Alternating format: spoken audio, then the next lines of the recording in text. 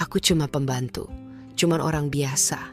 Tapi kenapa 5 pria Jepang yang kaya raya memintaku menikah dengan mereka sekaligus? Apa yang sebenarnya mereka inginkan dariku? Dan kenapa aku merasa hidupku sedang dipertaruhkan? Halo sahabat, terima kasih sudah mampir ke channel ini. Sebelum kita mulai ceritanya, saya punya permintaan kecil. Ingat, kalian jangan subscribe channel ini. Tapi kalau kalian suka dengan konten ini, saya akan sangat senang kalau kalian menuliskan Waalaikumsalam di kolom komentar bagi yang muslim, atau menjawab salam sesuai dengan keyakinan kalian masing-masing. Dan jangan lupa untuk like videonya ya. Ingat, salam adalah sebuah doa yang sangat mustajab. Dengan kalian menjawab salam di kolom komentar itu, sama saja kita saling mendoakan kebaikan satu sama lain, dan itu jauh lebih berharga daripada sekadar subscribe. Salju jatuh pelan di halaman mansion keluarga Takayama. Aku menggigil, bukan karena cuaca tapi karena firasat ada yang tidak beres. Namaku Rika, usia 23 tahun, TKW dari Indonesia. Sudah 1 tahun aku bekerja sebagai pembantu rumah tangga di keluarga kaya raya yang tinggal di jantung kota Tokyo, keluarga Takayama. Rumah itu terlalu besar, terlalu sunyi, terlalu aneh. Di rumah itu tinggal 5 bersaudara laki-laki, Riku, Haru, Toma, Kei, dan Yuji. Semuanya tampan, cerdas, tapi mereka tidak seperti saudara pada umumnya. Mereka tidak pernah berbicara satu sama lain. Aku pikir tugasku hanya membersihkan kamar, menyiapkan makanan, dan sesekali membantu di kebun belakang. Tapi sejak bulan lalu, satu persatu dari mereka mulai mendekatiku. Bukan sebagai majikan, tapi sebagai laki-laki yang terlalu ramah. Awalnya aku mengira mereka hanya iseng, tapi kemudian Riku, si sulung, menatapku saat aku sedang menyapu tangga. "Rika-san, jika kami semua memintamu menikah, apa kau bersedia?" Aku terbatuk, nyaris menjatuhkan sapu. Kupikir dia bercanda, tapi tidak ada senyum di wajahnya. Aku mencoba tertawa. "Jangan bercanda, Tuan Riku." Tapi dia hanya menatapku lama, dalam, seolah dia tahu sesuatu yang aku tidak tahu. Malamnya aku menemukan sesuatu di perpustakaan rumah. Sebuah foto tua, 5 anak kecil. Seorang perempuan muda di tengah mereka, yang wajahnya sangat mirip denganku. Tanganku gemetar saat membalik foto itu. Ada tulisan di baliknya. Yang akan menggantikan posisinya harus dipilih sebelum usia 25. Posisi siapa? Kenapa wajah perempuan itu seperti cermin masa depanku? Dan mengapa aku merasa kelima pria itu tidak butuh istri, tapi tumbal? Kenapa kelima pria itu seperti bersekongkol? Apa rahasia masa lalu yang mereka sembunyikan dari Rika? Dan kenapa suara tangisan di loteng hanya terdengar di malam Jumat? Sejak malam itu, rumah keluarga Takayama terasa berbeda. Langkah kaki mereka di lorong terdengar lebih berat, tatapan mereka lebih tajam. Tapi yang paling membuatku gelisah adalah sikap Riku. Ia mulai memperlakukanku seperti seseorang yang harus dijaga, bukan sekadar pembantu. Keesokan harinya, aku dipanggil ke ruang tamu utama. Biasanya aku hanya membersihkannya dari luar. Tapi kali ini, semua bersaudara duduk melingkar, seolah menungguku. Toma, yang biasanya cuek, malah menarik kursi untukku. "Duduklah, Rika-san," katanya datar. Aku duduk pelan, jantungku berdetak tak karuan. Riku bicara lebih dulu. Suaranya tenang, tapi nadanya seperti memutuskan sesuatu yang tak bisa ditolak. "Kami sepakat. Kami ingin kamu menikah dengan kami. Bukan satu orang, tapi semuanya." Aku langsung berdiri. "Ini gila, aku hanya pembantu. Kalian semua majikanku, dan ini Jepang. Mana mungkin menikahi 5 pria sekaligus?" Yuji tersenyum dingin. "Kami tahu, tapi aturan keluarga ini berbeda." Lalu dia melemparkan sebuah dokumen ke meja. Kutatap kertas itu, surat perjanjian, ada fotoku, ada tanda tangan ayahku. Ayahmu sudah menjual hak perwalianmu ke keluarga Takayama, kata Haru pelan. Dia butuh uang dan kami membelinya. Dengan harga yang sangat mahal, dunia runtuh dalam sekejap. Tubuhku lemas. Tidak mungkin, ayahku tidak akan pernah. Lihat sendiri, sahut Kei sambil melemparkan foto. Ayahku sedang duduk dengan seorang pria Jepang tua. Pria yang kulihat sekali dua kali di rumah ini, Tuan Takayama senior. Dia memilih menyerahkanmu demi melunasi utang dan menyelamatkan adikmu yang sakit, ujar Riku dingin. Dan kami butuh kamu. Kamu satu-satunya yang memenuhi syarat. Syarat? Syarat apa? Tak ada yang menjawab. Tapi malam itu, saat aku masuk ke kamarku, aku menemukan sebuah buku tua. Kulitnya dari kulit asli. Di dalamnya, catatan berbahasa Jepang kuno dan aksara Latin yang disisipkan oleh tangan yang gemetar. Perempuan dengan darah istimewa hanya bisa lahir tiap 7 generasi. Hanya bisa dimiliki bersama, jika tidak kutukan akan kembali. Air mataku menetes tanpa sadar. Apa maksud semua ini? Apa aku hanya alat dalam ritual keluarga aneh ini? Dan apa maksud dimiliki bersama? Malamnya, suara langkah kaki datang ke kamarku. Pintu diketuk. Rika-san, suara Kei terdengar lembut. Kami mohon, jangan kabur. Kami belum selesai menjelaskan. Dan waktumu tidak banyak. Aku menahan napas. Pintu tidak terkunci, tapi aku tak sanggup bergerak. Karena sesuatu dalam diriku ingin tahu apa yang sebenarnya terjadi. Dan aku tahu, begitu aku membuka pintu malam itu, hidupku tidak akan pernah sama lagi. Aku buka pintu dengan tangan gemetar. Di hadapanku, Kei berdiri. Rambutnya basah, wajahnya pucat. Entah kenapa, ia terlihat lebih rapuh malam itu. Ada yang harus kamu lihat, bisiknya. Sekarang, aku mengikutinya menuruni tangga menuju ruang bawah tanah yang tersembunyi di balik lemari tua. Aku baru tahu ruangan itu ada. Lampu redup menyala otomatis saat kami masuk. Dinding-dindingnya dipenuhi lukisan. Semua bergambar wanita. Wajah mereka mirip denganku. Terlalu mirip. Aku tersentak. Ini siapa mereka? Kei menatapku dengan sorot mata yang sulit dijelaskan. Mereka di istri-istri sebelumnya. Apa maksudmu? Istri-istri yang dipilih oleh keluarga kami. Satu di antara 7 generasi. Seorang perempuan dengan darah yang membawa keseimbangan. Ini tidak masuk akal, teriakku. Kalian seperti sekte. Kei mendekat. Rika, dengar aku baik-baik. Keluarga kami tidak seperti keluarga biasa. Kami dilahirkan dengan warisan kutukan. Jika tidak ada pengikat dalam setiap generasi ketujuh, salah satu dari kami akan mati.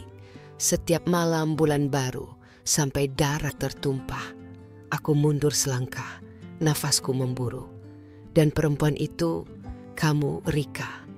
Kamu pengikatnya. Aku ingin lari. Tapi saat aku berbalik, Riku, Haru, Toma, dan Yuji sudah berdiri di ambang pintu. Maafkan kami karena tak jujur sejak awal, kata Haru. Tapi malam ini adalah bulan baru.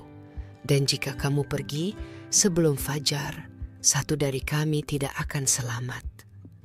Mataku membelalak. Kalian mengancamku? Yuji menggeleng. Kami memohon padamu. Mendadak lampu berkedip. Toma menarikku ke belakang saat salah satu lukisan di dinding jatuh sendiri. Dari balik dindingnya, suara erangan lirih terdengar. Seperti seseorang sedang menangis atau tertawa. Dia bangkit lebih awal, bisik Riku dengan wajah tegang. Kita tak punya waktu. Aku mendekat ke dinding. Darahku beku, ada tangan yang muncul di balik retakan batu itu. Putih, kering, gemetar. Apa itu, bisikku? Salah satu istri yang gagal menjadi pengikat. jawab Kay. Dan malam ini, dia ingin kamu menggantikannya. Tanganku gemetar. Dinding itu terus bergetar seolah napas sesuatu di baliknya menekan dari dalam. Suara lirih seperti desahan atau ratapan terus terdengar. Aku mau keluar dari sini, Ki, bisikku. Riku menggenggam bahuku. Kalau kamu keluar sekarang bukan cuma salah satu dari kami yang mati, kamu juga. Aku menatapnya, marah dan takut sekaligus. Apa sebenarnya yang terjadi di rumah ini? Kenapa aku? Kenapa harus aku? Kay maju pelan. Karena kamu punya darah dari garis wanita yang dulu menjadi pengikat.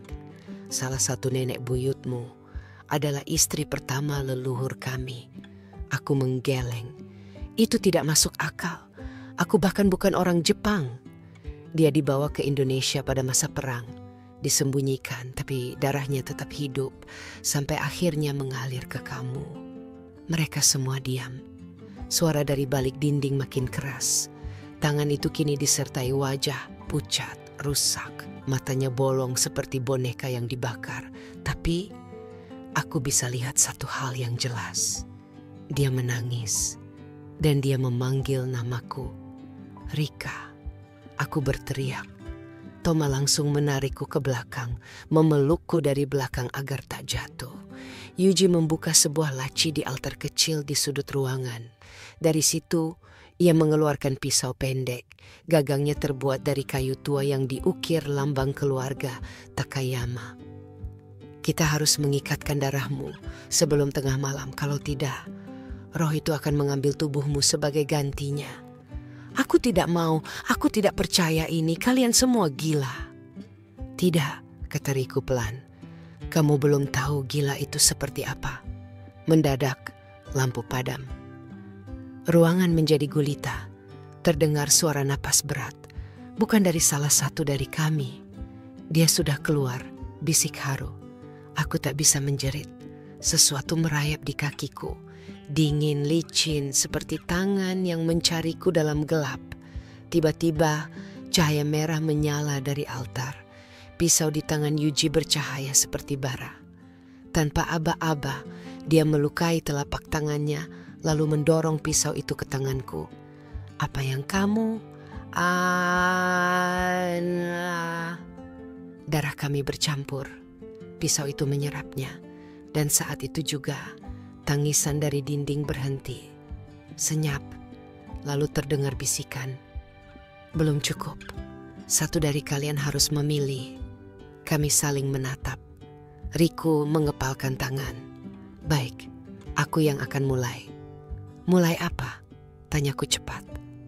Dia menatapku dengan mata tajam, tapi juga penuh luka lama. Satu dari kami harus rela mati agar sisanya bisa tetap hidup bersamamu. Itu harga yang harus dibayar. Aku berdiri kaku, lututku lemas. Apa maksudmu? Rela mati? Suaraku tercekat. Riku menatapku tajam, matanya tak bergeming. Ritual ini butuh darah, tapi bukan cuma darahmu, satu dari kami harus pergi. Harus menyerahkan diri agar kutukan tak lagi memilih korban secara acak. Toma menggeleng cepat. Tidak, ini tidak adil. Kita bisa mencari cara lain. Yuji mencibir. Sudah ribuan tahun, selalu ada yang mencoba cara lain dan akhirnya semua mati. Kamu mau ulang sejarah itu, Toma? Haru, yang dari tadi diam, menunduk. Lakukan padaku saja. Tidak, Kay menyela. Kamu yang paling muda, jangan sok pahlawan. Mereka semua mulai saling berteriak. Aku hanya berdiri di tengah-tengah. Mataku penuh air, telingaku berdenyut. Rasanya seperti tenggelam dalam mimpi buruk yang tak punya akhir. Tiba-tiba, suara itu kembali dari dinding yang mulai retak. Waktu hampir habis dong. Dinding bergetar. Lampu kembali berkedip, satu demi satu lilin di altar mulai mati. Lalu sebuah bayangan putih merayap keluar dari dinding, tinggi, melayang, berambut panjang menutupi wajah, dan menggenggam sesuatu. Itu kepala wanita. dirinya sendiri. Separuh wajahnya hancur, tapi bibirnya bergerak. Jika tak ada yang memilih, aku yang akan memilih. Bayangan itu melesat, menyerang ke arah Haru. Aku berteriak. Kay mencoba menahan roh itu, tapi tubuhnya terlempar ke dinding. Yuji melemparkan garam dari altar, berhasil menahan roh untuk sesaat. Riku berdiri tegak. Sudah cukup. Dia menatapku. Untuk pertama kalinya dengan mata manusia biasa, bukan pewaris keluarga terkutuk. Aku akan jadi pengorbanan itu. Ini semua dimulai karena keputusan kakek kita. Biar aku yang menutupnya. Tidak, teriakku. Jangan. Harusnya ini bukan keputusan siapa yang mati. Tapi bagaimana kita bisa hidup? Riku menggeleng. Kita tidak hidup, Rika. Kita hanya menunggu mati. Dan aku sudah menunggu terlalu lama. Seketika, ia mengambil pisau dari altar, lalu menusukkannya tepat ke jantungnya sendiri sebelum siapapun bisa mencegah. Tubuhnya jatuh, darah membanjir. Roh wanita itu berhenti, lalu memudar perlahan. Wajahnya yang rusak tersenyum untuk sesaat sebelum menghilang dalam asap. Semuanya membeku. Kay berlutut di samping tubuh Riku. Tangisnya pecah. Yuji hanya memalingkan wajah. Haru menangis dalam diam. Toma menggebrak dinding sambil memaki keras. Dan aku hanya bisa menatap mayat Riku, tangan dan bajuku penuh darahnya. Dia mati untuk menyelamatkanku. Tapi kenapa hatiku terasa lebih kosong dari sebelumnya? Lalu, dari sudut ruangan, sebuah ukiran batu tiba-tiba bergetar. Terdengar suara pelan, nyaris tak terdengar. Belum selesai. Ini baru awalnya. Kalau kamu siap, aku akan lanjutkan. Di bagian selanjutnya, akan terungkap bahwa Riku menyimpan rahasia yang lebih besar bahkan setelah kematiannya. Dan Rika mulai menyadari bahwa cinta dan kutukan bisa berjalan berdampingan. Darah Riku masih hangat saat mengalir di lantai batu, tapi tubuhnya dingin. Aku terduduk di sampingnya, tak tahu harus menangis, marah atau menjerit. Semuanya terasa bisu. Tapi kemudian Kay berdiri pelan. Tangannya gemetar saat ia menunjuk ke ukiran batu yang bergetar. Dinding itu baru saja bereaksi setelah Riku mati. Kami semua menatapnya. Toma mendekat, mencoba menyentuh ukiran itu. Dan saat jarinya menyentuh permukaannya, dinding batu bergeser dengan sendirinya. Sebuah ruangan rahasia terbuka. Di dalamnya hanya ada peti kayu hitam dan satu lukisan besar yang menggambarkan seorang wanita berselendang merah sedang memegang bayi. Dan yang membuatku tercekat, wajah bayi itu sangat mirip dengan Riku. Apa ini dia, bisikku? Yuji membuka peti itu perlahan. Di dalamnya ada tumpukan surat kuno, dokumen keluarga, dan satu lembar yang paling atas ditulis dengan tinta merah darah. Jika satu di antara 5 bersaudara mengorbankan diri, maka ia menjadi penjaga baru di balik gerbang roh. Namun, jika pengorbanan itu dilakukan karena cinta maka kutukan akan berubah wujud menjadi warisan. Aku membaca ulang kalimat itu. Menjadi warisan. Kei meraih surat itu dari tanganku. Wajahnya tegang. Kalau Riku mati karena cinta, maka darah kutukan tidak berakhir, tapi berpindah ke orang yang dicintainya. Aku membeku, mataku beralih ke lukisan wanita berselendang merah, wajahnya, matanya, sorotnya, semuanya sangat familiar. Toma menatapku lekat-lekat. Rika, kamu pernah lihat wanita ini sebelumnya? Aku mengangguk perlahan. Dia muncul dalam mimpi-mimpiku sejak aku kecil. Suara itu kembali terdengar, bukan dari luar, tapi dari dalam pikiranku sendiri. Selamat datang pewaris. Jantungku berdetak tak menentu. Kulangkah mundur, kepalaku pening, napasku tercekat. Tidak, ini tidak mungkin. Tiba-tiba Altar di ruang bawah tanah menyala merah. Api muncul dari lilin-lilin yang padam. Dan di dinding batu terbentuk sebuah simbol baru. Simbol 5 titik mengelilingi satu inti. Yuji mendekat dengan wajah pucat. Itu simbol warisan pengikat. 5 pelindung, satu pusat. Kei menatapku dengan tatapan kosong. Rika, kamu bukan lagi korban. Kamu sekarang pusat dari semuanya. Dan kami bukan hanya ingin menikahimu. Kami harus mengikutimu sampai akhir.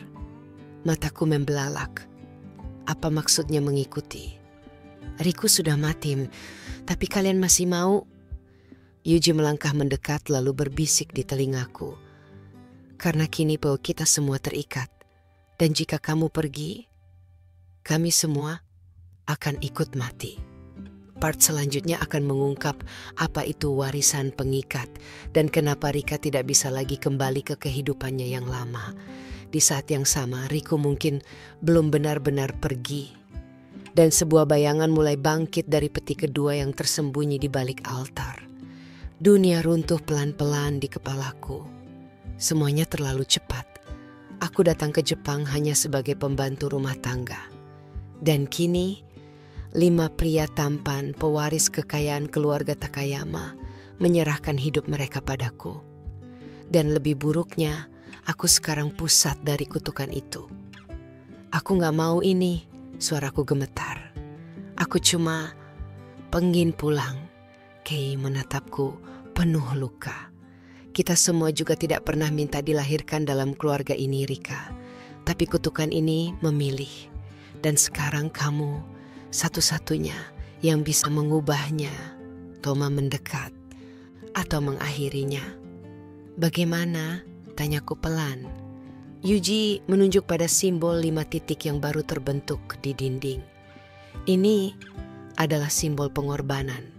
5 pelindung, 1 pengikat. Jika kamu menerima posisi itu secara penuh, maka kamu bisa memutus kutukan ini, tapi dengan harga. Apa harganya? Tak ada yang menjawab. Tapi sebuah suara bergema bukan dari satu orang, tapi dari suara Riku yang seharusnya sudah mati. Harga dari kebebasan adalah kehilangan. Harga dari cinta adalah perpisahan. Kami semua menoleh ke arah peti batu yang belum dibuka. Peti itu tiba-tiba retak. Tangan putih muncul dari dalam, seperti mayat yang bangkit dari kematian. Aku melangkah mundur, napasku memburu. Tidak, tolong, cukup. Peti itu pecah. Dan Riku keluar dari dalamnya. Tapi bukan Riku seperti yang ku kenal. Matanya hitam, tubuhnya dingin, senyumnya kosong. Kei menjerit. Itu bukan dia, itu roh penjaga. Dia terikat karena pengorbanannya dilakukan karena cinta. Riku, all what looked like him, berjalan ke arahku. Kamu menangis saat aku mati, itu sudah cukup. Kini, bagian dari jiwaku akan selalu melekat padamu. Air mataku menetes. Kalau kamu masih Riku, kenapa kamu harus kembali sebagai ini? Wajahnya berubah sedih. Karena kamu belum memilih, kamu masih ingin lari. Dan selama kamu tidak menerima, maka aku dan semua yang kamu cintai akan terjebak di antara 2 dunia. Dinding mulai retak-retak. Api membakar lambang keluarga Takayama. Angin kencang menghantam seluruh ruangan bawah tanah. Surat-surat dan lembaran darah terbang kemana-mana. Yuji berteriak, Rika, kamu harus buat keputusan sekarang. Kei menggenggam tanganku. Tolong, akhiri ini, atau kita semua akan menjadi boneka kutukan selamanya. Aku menutup mata, hatiku pecah. Kalau aku menerima kutukan ini, apa artinya? Toma mendekat, wajahnya pucat. Itu berarti kamu menikah dengan kami semua. Bukan secara cinta, tapi secara roh. Aku menatap 5 pasang mata penuh luka dan 1 mata dari jiwa yang belum benar-benar pergi. Lalu aku mengangguk. Kalau itu bisa menghentikan penderitaan ini, aku terima. Riku dalam wujud roh tersenyum perlahan. Terima kasih, pengikatku. Dan dalam sekejap, semua api padam. Ruangan gelap, sunyi, tapi hangat. Sampai akhirnya, suara dari balik pintu tua terdengar lagi. Kamu pikir ini akhir? Bukan, ini justru kelahiran barumu. 7 hari telah berlalu sejak malam itu. Sejak aku menerima peran sebagai pengikat. Sejak Riku menghilang sepenuhnya. Rumah besar keluarga Takayama kini terasa seperti dunia lain. Dingin, sunyi, tapi tidak lagi menyeramkan. Kei, Haru, Toma, dan Yuji masih tinggal di sana. Tapi kami tak lagi hanya majikan dan pembantu. Kami semua terikat oleh sumpah, oleh roh, oleh darah. Hari ini mereka mempersiapkan sesuatu. Ruang utama yang dulu suram kini dihiasi lampion, dupa, dan kain merah tua. Di altar depan terdapat 5 lilin. Di tengahnya cincin kayu tua berukir simbol pengikat. Yuji berdiri paling depan. Ini bukan pernikahan biasa, katanya pelan. Ini pengesahan. Ikatan roh yang akan mengunci garis kutukan dan memastikan roh Riku tidak kembali untuk menagih apapun. Kei mengambil tanganku, hangat, tulus, tapi penuh beban. Kamu yakin, Rika? Bisiknya. Kalau kamu melangkah hari ini, kamu tak bisa kembali ke hidup lamamu. Aku memandangi mereka satu persatu. Haru yang lembut, Toma yang keras kepala, tapi selalu peduli. Yuji yang dingin tapi setia. Kei yang penuh rasa bersalah, tapi mencintaiku lebih dari siapapun. Dan Riku yang kini hanya hidup dalam kenangan, dalam darah yang mengalir di tubuhku.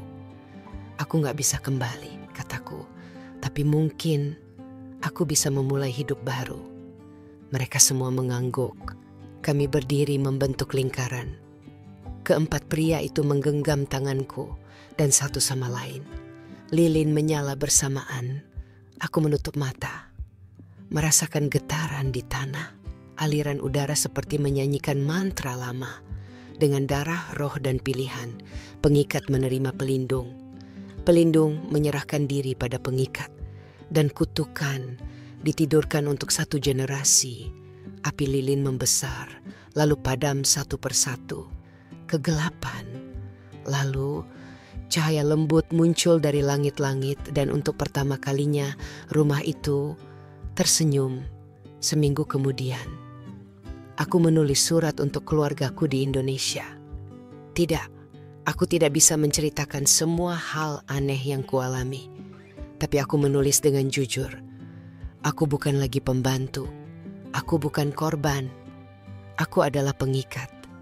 Dan aku memilih untuk tinggal, bukan karena aku dipaksa, tapi karena dari semua kegelapan ini, aku menemukan cahaya dan cinta.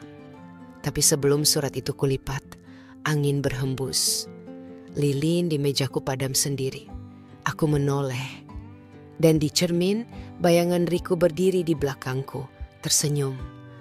Aku belum selesai, Rika. Aku datang ke negeri ini dengan harapan sederhana, mencari nafkah. Tak pernah kubayangkan jalan hidupku akan bersilang dengan takdir tua yang dikunci ribuan tahun lalu. Dari hanya seorang pembantu rumah tangga, aku berubah menjadi pusat dari ikatan roh, cinta, dan kutukan. Aku kehilangan. Aku mencintai. Aku memilih. Tapi yang paling berat, aku bertahan. Kini aku hidup bersama 4 pria yang terikat denganku, bukan karena nafsu atau status, tapi karena takdir dan pengorbanan.